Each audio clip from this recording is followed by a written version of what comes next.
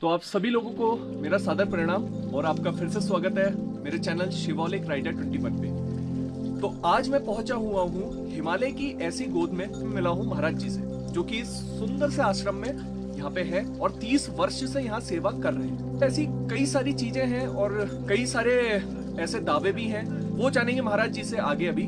तो सबसे पहले आप सभी लोगों के लिए मैं ये बताना चाहूंगा कि महाराज जी का यहाँ पे एक बहुत सुंदर सा आश्रम है। तो 30 साल से महाराज यहाँ सेवा कर रहे हैं, जीवन यापन कर रहे हैं और कई सारे ज्ञान महाराज जी ने अर्जित करा। सुंदर सी वादी है, एक तरफ अगर ओम पर्वत ने घेरा है तो दूसरी तरफ नंदा देवी माँ का पर्वत है और सामने की तरफ अगर नजर डालेंगे तो वहां पे नीलकंठ दिखता है। तो बहुत ही अद्भुत और बद्री विशाल जी के ठीक हम लोग सामने हैं और कई सारी चीजें हैं जिनमें आज हम चर्चा करने वाले हैं। दो चीजों पे चर्चा अहम होगी, वो क्या है कि पहली तो जो आजकल के युवा है जिनमें मैं भी आता हूँ, तो जो युवाज है तो उनके लिए क्या है कि फ्रस्ट्रेशन बहुत जल्दी होती है, फ्रस्ट्रेशन होती है, गुस्सा आता है और टेंशन भी बहुत बार लेते हैं। तो वो जानेंगे महाराज जी से कि उसका उपाय क्या है, ऐसा युवाओं को क्या करना चाहिए जिससे फ्रस्ट्रेशन भी ना हो और टेंशन लेने की जरूरत ही ना पड़े।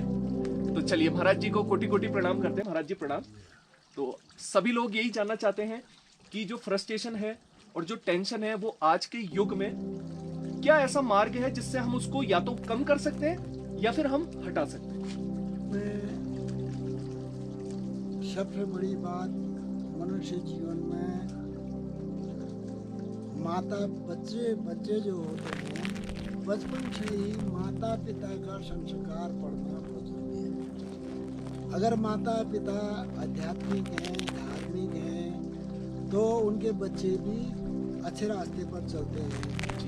और जिनके माँ बाप ही गलत कर्म करते हैं, क्रूरता करते हैं, तो उनके बच्चे भी वैसे ही पैदा होते हैं। जैसा बीज पड़ता है वैसी फसल होती है। तो इसके लिए कलिकाल के अंदर में क्या है, सबसे बड़ी चीज है मानव धर्म जी। मानव का धर्म क्या है कि हम हिंदू, मुसलमान, सिख, ईसाई, जैन, पारसी होने से पहले मानव हैं। मानव और मानव का एकमात्र धर्म है, हे मानव तू अपनी आत्मा को जान, अपने को पहचान, तू शरीर नहीं है, तू कौन है।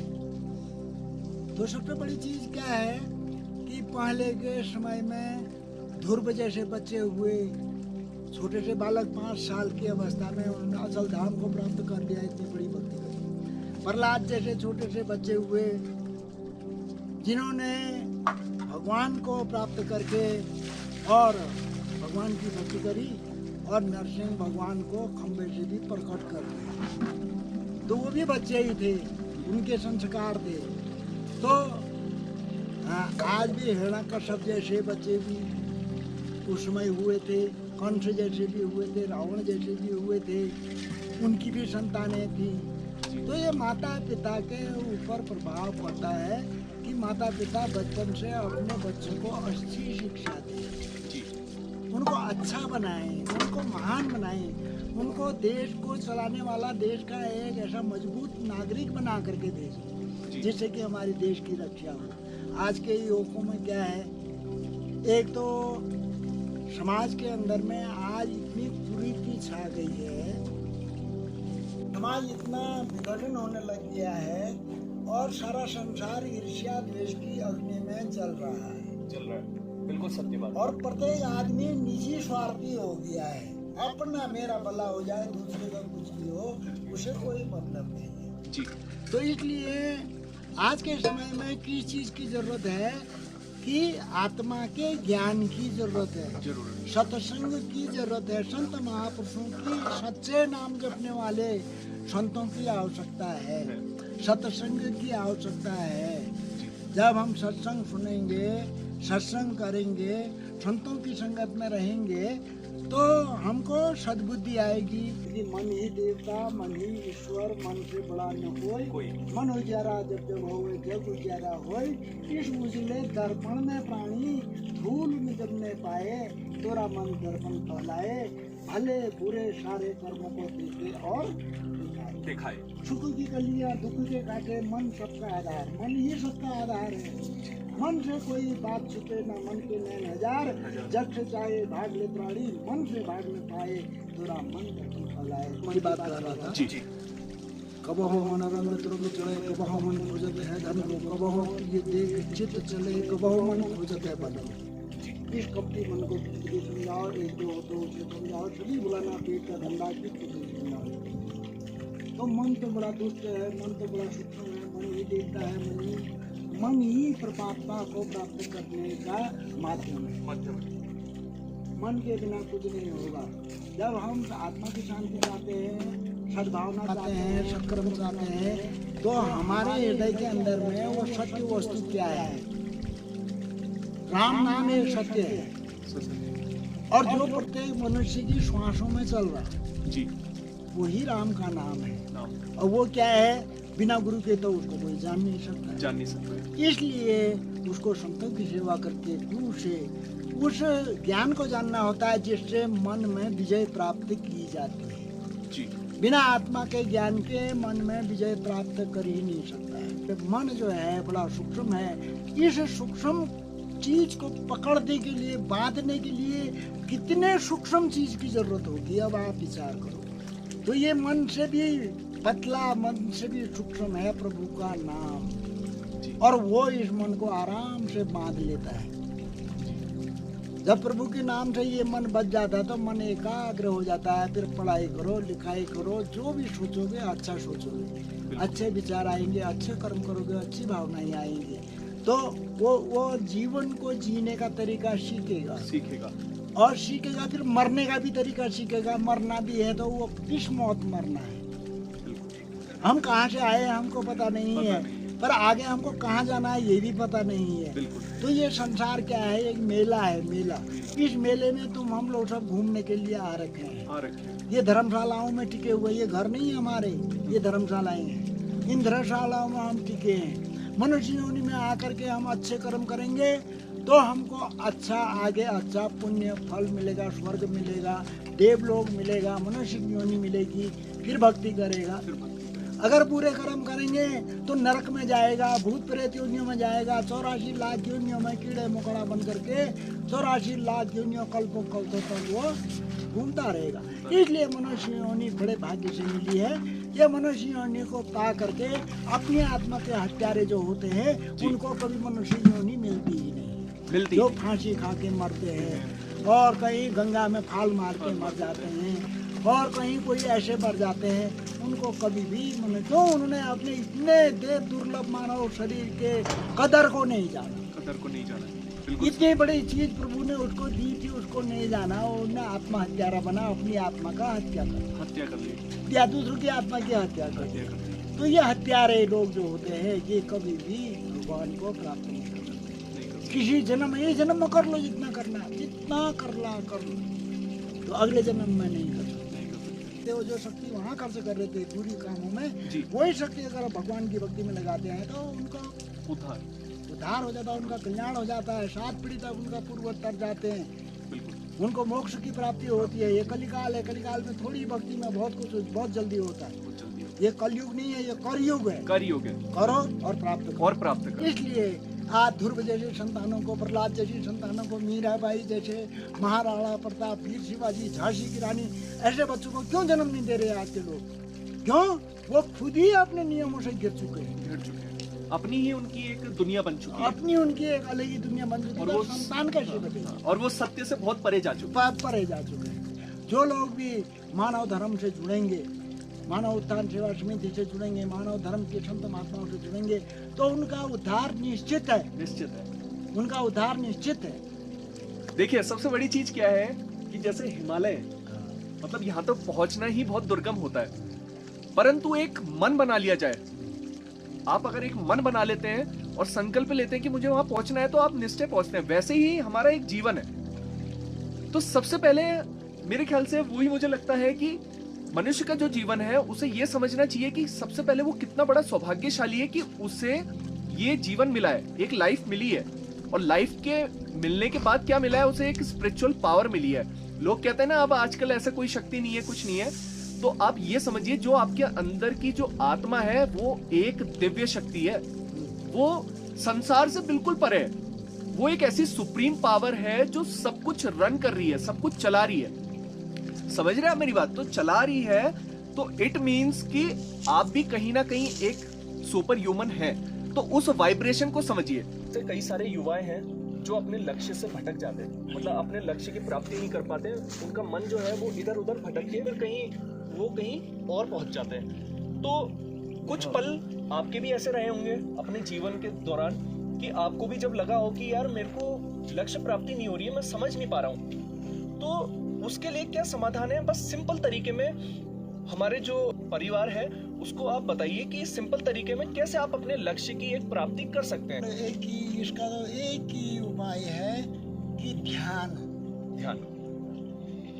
बच्चा अगर स्कूल पढ़ता है, अगर वो ध्यान लगा करके पढ़ेगा तो उसका मन लगेगा और उसको पढ़ने में भी आनंद आएगा।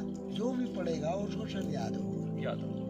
अगर मन चंचल है, ध्यान उसका लग नहीं रहा है, तो स्वाभाविक है वो कोई काम नहीं। ठीक इसी प्रकार से जिस चीज में भी कोई भी कार्य करो उसमें मन को एकाग्र करना बहुत जरूरी है। और मन अपने वश में नहीं है, हम मन के वश में है। मन ने कहा अभी इधर चलो इधर, अभी उधर चलो उधर, अभी ये देखा अभी वो देखा। मन ये है, जैसे मन दिन में आंखों के पीछे रहता है, रात में कानों के पीछे रहता है। तो दिन में आंख जहाँ भी जाती है मन वहीं का चिंतन करता है, रात में जहाँ से भी दिखाई तो नहीं देता, लेकिन शब्द जहाँ से आता है मन वहीं चला जाता है। तो ये मन कैसा है? तो इसलिए ये मन को एकाग्र करना पड़ता है, मन को लगाना पड़ता है। मन को लगाना ही मेन पॉइंट है, मन को लगाना, मन को एकाग्र करना। बाहरी संसारी चीज में लगाओ या भले आध्यात्मिक भगवान की भक्ति में लगाओ, मन की एकाग्र के बिना कोई काम नहीं सिद्ध हो। ये है अर्जुन निश्चयात्मक बुद्धि कि भाई तू अपने आत्मा में पहले निश्चय कर, मेरे को ये काम करना है। बिल्कुल। अगर मान लो मुझे 3 घंटा बैठना है, तो मैंने निश्चय कर लिया पहले मैं 3 घंटा एक आसन से बैठूंगा और 3 घंटा बैठा। तो निश्चय करोगे, पहले किसी भी चीज का संकल्प करोगे, निश्चय करोगे, तब ऐसे ही पढ़ाई के लिए भी संकल्प करेगा, मुझे पढ़ना है, मुझे कुछ बनना है, मुझे अच्छा आदमी बनना, बड़ा आदमी बनना है, धनवान बनना है। अगर ये उसके ऊंचे विचार ऊंची भावनाएं रहती हैं, वो मेहनत करेगा, वो रात दिन एक कर देगा, मन को लगा देगा उसमें, वो तो बहुत बड़ा आदमी बन जाएगा। और मन चंचल है, पढ़ाई में लग नहीं रहा है, कभी वो लड़कों के पीछे जा रहा है, कभी लड़कियों के पीछे जा रहा है, कभी फालतू बिना मतलब की बातों में जा रहा है, कभी लड़ाई झगड़े में जा रहा है, कभी निंदा चुगली में जा रहा है, कभी ईर्ष्या द्वेष में, संसार की बिना मतलब की बातों में उसकी सांसें खत्म हो रही है, उसका ज्ञान सब वहीं समाप्त हो रहा है। तो इसलिए मन की एकाग्रता बहुत जरूरी है। भगवान कृष्ण अर्जुन को कहते हैं, अर्जुन मन को एकाग्र कर। तो अर्जुन भगवान को कहते हैं कि प्रभु क्या करो, मैं पाताल के टुकड़े करता हूँ, मैं धनुष बाण से पानी भी निकालना चाहता समझता हूँ, मैं वायु की कहानी भी बांध दूंगा, लेकिन मैं चंचल मन को वश में करना मेरे वश की नहीं है। तो भगवान कृष्ण कहते हैं ये अर्जुन ये सत्य है, ये मन वास्तव में बड़ा चंचल, पर ये अध्यास और वैराग्य से वश में होता है, करा जा सकता है। अध्यास और वैराग्य ज्ञान की होई वैराग बिनु, गावहि वेद पुराण, सुख की लाही हरि भक्ति। बिना गुरु के ज्ञान भले ही भौतिक गुरु बनाओ, भले ही आध्यात्मिक गुरु बनाओ, ज्ञान सदगुरु से प्राप्त होता है, साधु संतों की सेवा सत्संग सुनने से होता है, करने से। बिल्कुल। जब भगवान कृष्ण ने अर्जुन को ज्ञान दिया, दिव्य नेत्र दिया, विराट रूप दिखाया, अपनी श्वासों में उसको नाम जपने का तरीका सिखाया, कहा अर्जुन तुम निरंतर नाम का स्मरण कर, निरंतर अंतर न पड़े, और युद्ध भी कर। अब देख लो दुश्मन को भी मारना है, अपने को भी बचाना है, और नाम का स्मरण भी करना है। वो स्मरण, वो नाम क्या है?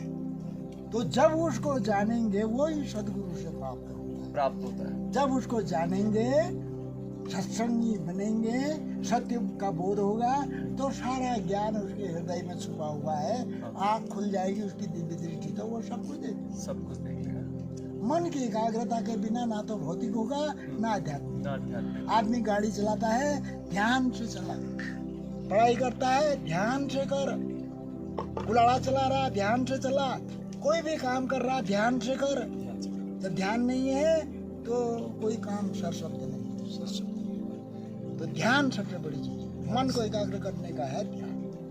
तो ये बहुत खूब बातें बताई महाराज जी ने, और इसका सार यही निकलता है कि आप लोग जो भी विद्यार्थी हैं या जो भी युवाएं हैं और जितने लोग भी ये वीडियो के माध्यम से देख रहे हैं, तो महाराज जी ने काफी सरल तरीके से और काफी डीप नॉलेज भी बताई, जो आप लोगों के लिए समझना एक बार को शायद थोड़ा मुश्किल हो कुछ चीजें, बट सबसे बड़ी चीज है हमारी आत्मा, हमारा ध्यान।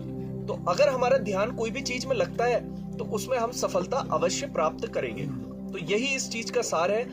तो महाराज जी को हम कोटि कोटि प्रणाम करते हैं, बहुत बहुत आभार आपका जो आपने इतना समय दिया हम लोगों के लिए। तो ऐसे ही आप लोग प्यार बनाए रखें और जरूर आप लोग हिमालय क्षेत्र में आए, अनुभूति करें दिव्य स्थान की शांति, जिसे कहते हैं शांति।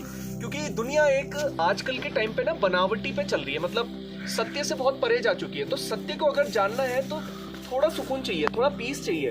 तो पीस कहाँ लगता है? जब ऊपर वाले की जो परमात्मा है, जो एक बहुत बड़ी सुप्रीम पावर है, उसकी बनाई हुई ये सुंदर सी जो दुनिया है, जब आप यहाँ पे आएंगे तब आप उसको फील कर पाएंगे। क्योंकि बाहर क्या है, आर्टिफिशियल लाइफ है, आर्टिफिशियल दुनिया है, खुद बन चुकी है, जो एक वो भाव आ गए।